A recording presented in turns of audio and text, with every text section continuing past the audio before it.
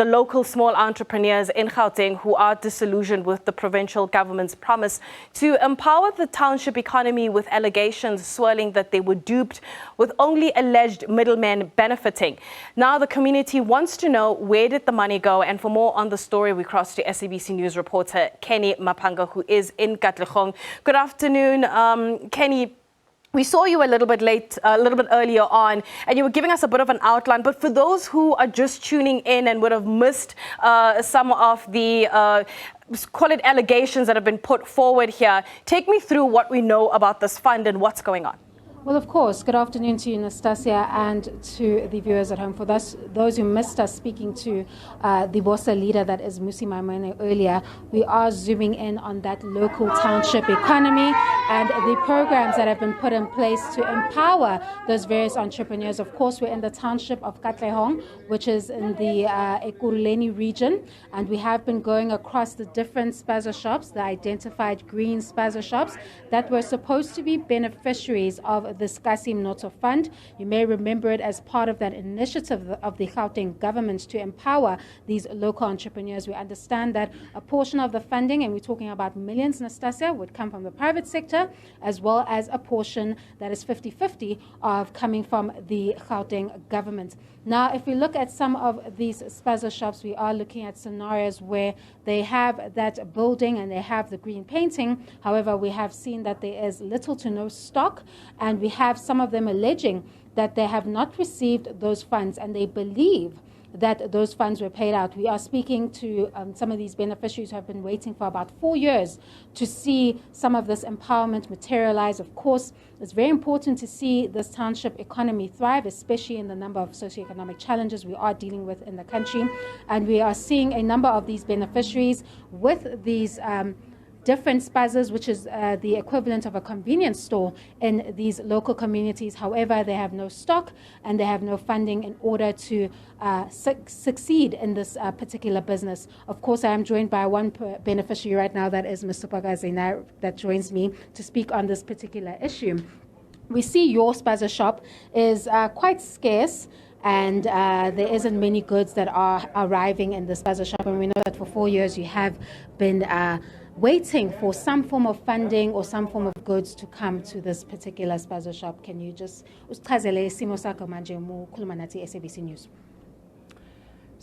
Since ngalinda 4 years now, basibhalisa ukuthi bhala whatever shota ngayo.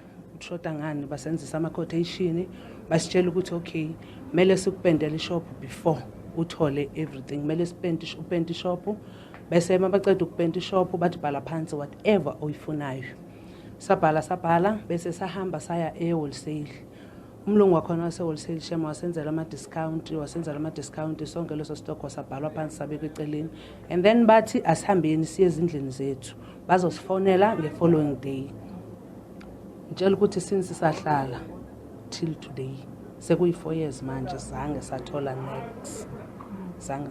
next. Miphela le stock izoyisiza kanjani? So masiphela le stock nami ngisazibuza ukuthi nizoyenza kanjani, because since ndistruggle yonke nje leminyaka.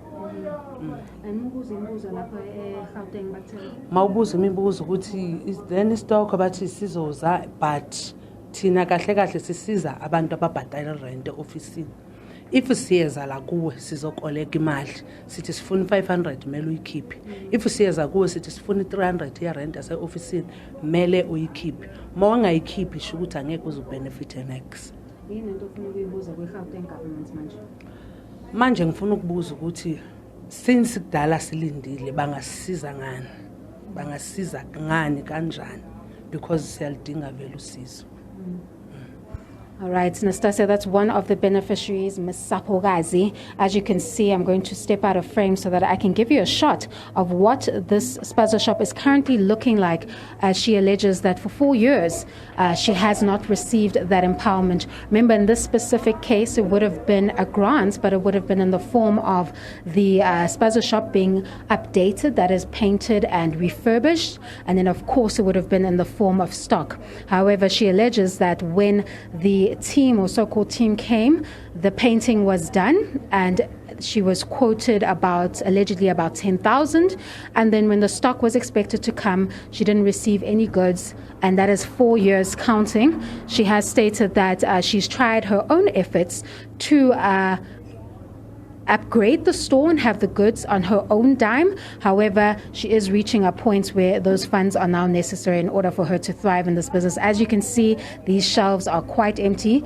It's quite scarce. This is just a store to sell those convenient items to various different community members here and to ensure that this local township economy does thrive. Of course, Nastasia, as we speak, the story is developing in stages, and there are a number of questions that the community has, as well as activists that are interested in this matter as to where did the funds go and what are the answers to this Skyim Noto fund, and why are beneficiaries in the States 5 years in, or at least 4 years in, where they are unable to thrive as local entrepreneurs and realize their dreams in the South African democracy. Of course, we have reached out to the Gauteng provincial government for answers as to what has happened with this particular project and where the shortfallings may have happened. We are expecting a response in due course.